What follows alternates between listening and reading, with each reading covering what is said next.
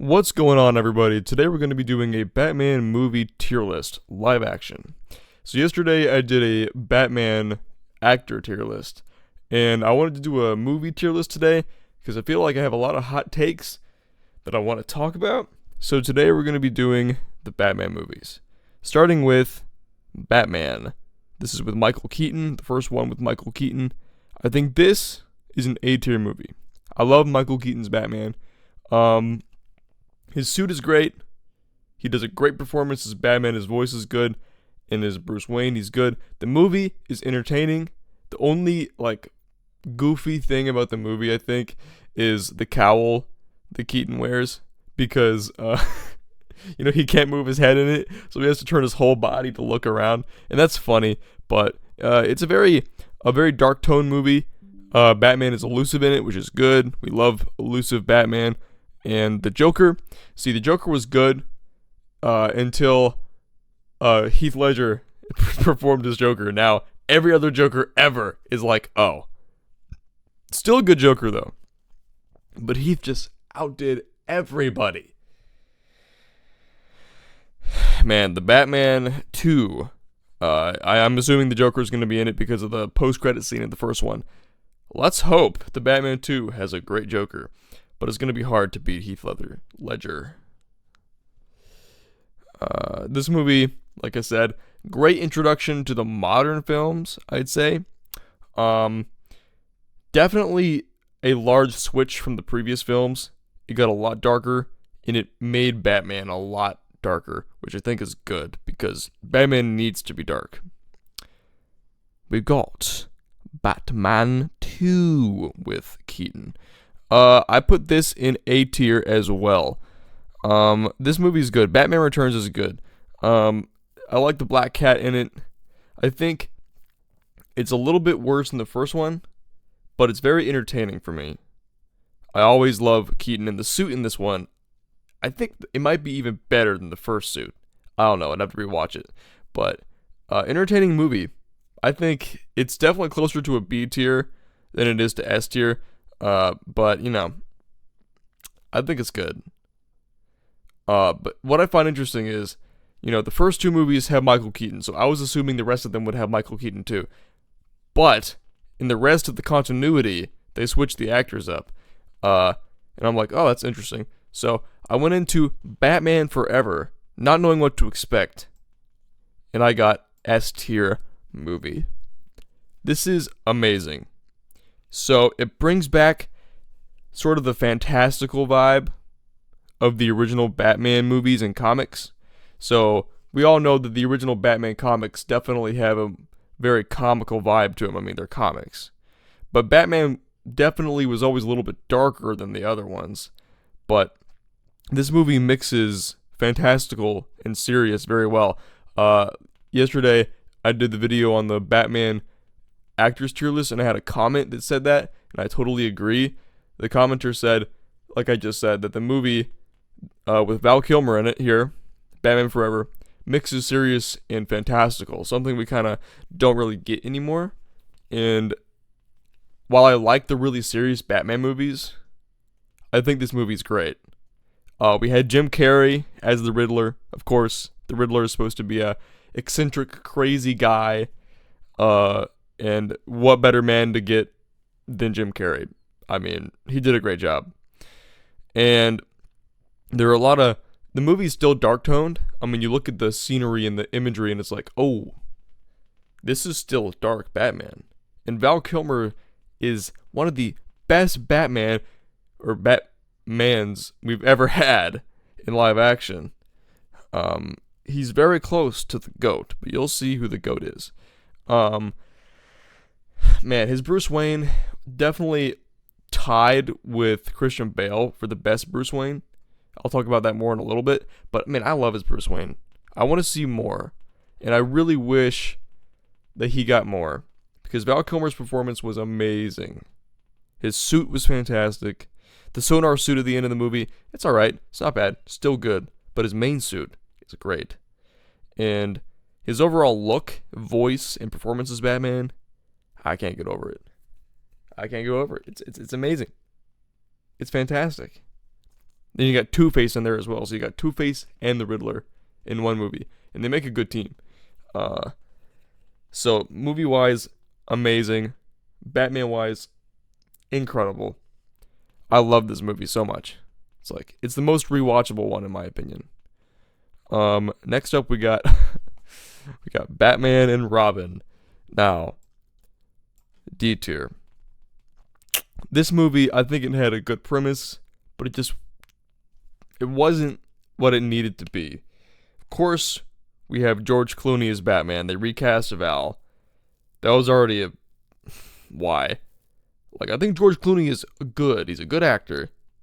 Classic actor. Amazing. But with Batman, didn't really hit the mark for me. Didn't resonate. I kind of felt like it felt very discontinued from the previous movies because these four are supposed to be in the same continuity. We have the same Batman, same character, same everybody. Sorry, same Robin, not Batman. Same Robin, same everybody in this movie and this one. But the Batman is different, very different, so different from Val Kilmer that it feels like a different continuity. I find they didn't recast anybody else. They just recast Batman. And I don't like his suit. Oh my gosh. The George Clooney suit, I'm not a fan of the George Clooney suit. His performance as Batman, not a big fan. The movie itself wasn't very good. Which is a shame because, we don't get lots of Robin in live action anymore. We really don't. We get Robin in live action in the modern movies 2 times. In Forever and in Batman and Robin. And only one of those movies is good. We get Robin in the live action Titans show, but never alongside in a live action Batman movie. Besides the 2 I just mentioned, which is I get it because the movies are supposed to be darker nowadays, and Robin really isn't gonna add to the darkness. Is gonna make it a little goofier. But they could just make Robin like he was in Titans. That was amazing. Best Robin in my opinion in the Titans show. But yeah, not a big fan of this movie. Could have been a lot better in my opinion. Next up we got Batman Begins. A tier. This movie's great. We don't see a lot of Batman origin stories. Of course, we see flashbacks to him, young Bruce Wayne, his parents died, we know that. But we don't really see him becoming Batman a lot. In a lot of these movies, he just already is Batman. Of course, with the flashbacks. But this movie is setting up a trilogy. And it's setting up how Batman begun. And I love Christian Bale's Bruce Wayne. I think it's fantastic. I think it's the best. Yeah, Bruce Wayne, it's Bruce Wayne, I don't know, I think if Val Kilmer had more movies, then his Bruce Wayne would probably be my favorite. But Christian Bale had 3, and he got to be Bruce for 3 movies. And his performance in all of those are just fantastic as Bruce Wayne. And he's got to be my favorite. I love it. But the movie itself is great. The suit that Batman wears, I love the suit in Batman Begins. I think they really should have stuck with that one for the Dark Knight and Dark Knight Rises. I love it. I think it could have used a little more coloration. It felt very blended together, which is okay. But I think it's still an A-tier suit. And his voice was really good in this one. I like how it wasn't over the top, really, but it set the iconic standard for the Bale voice, and it was really good. And his performance as Batman was great. He was beating people up. He was doing good. I was a big fan of this movie. The Dark Knight, man, B tier. B tier. Now, I got a lot of complaints with this one. A lot of my problem a lot of my problems kind of originate with how they handled Batman in this one.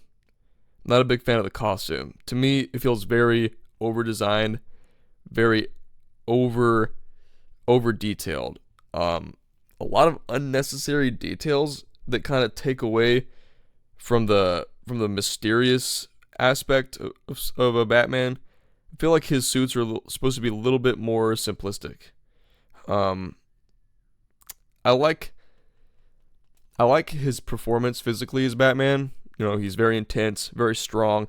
But his voice is starting to get a little bit too over the top for me, a little bit overdone, a little bit forced for me by the second movie. But the movie itself, beautiful cinematography, beautiful story. Oh, it's amazing, and all the action sequences and shots are insane. And obviously, Heath Ledger's Joker is S tier in every possible way. If it was any other villain in this movie would go in C tier. But man, the Joker, best Heath Ledger's Joker, is the best comic book villain we've ever had on screen and probably will ever have on screen. Beats everybody, everyone, every single villain. And if it weren't for Darth Vader existing, I think he'd be the best villain ever of all time. I mean, that alone deserves S tier. But the movie itself, being a Batman movie, I'm just not a big fan of how Batman is in this movie. Physically, great. The darkness, great. He's elusive. But the portrayal of his suit and his voice takes me out of it a little bit. It kind of makes it hard for me to really lock in like I locked in with the other ones, especially with Batman Begins.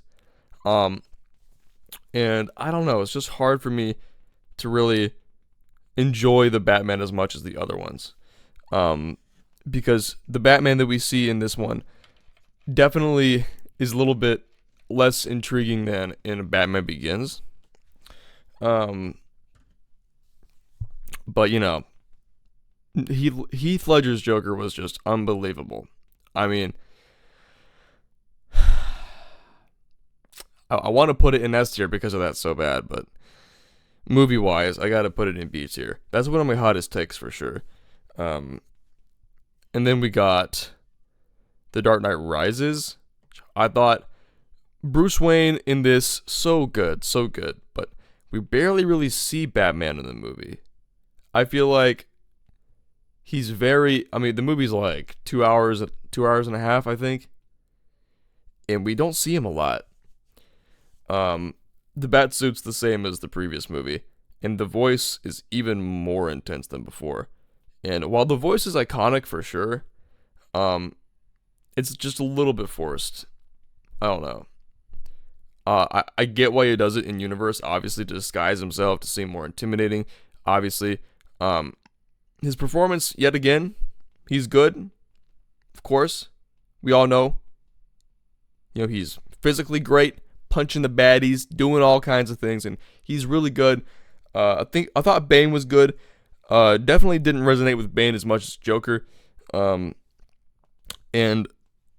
the story was good.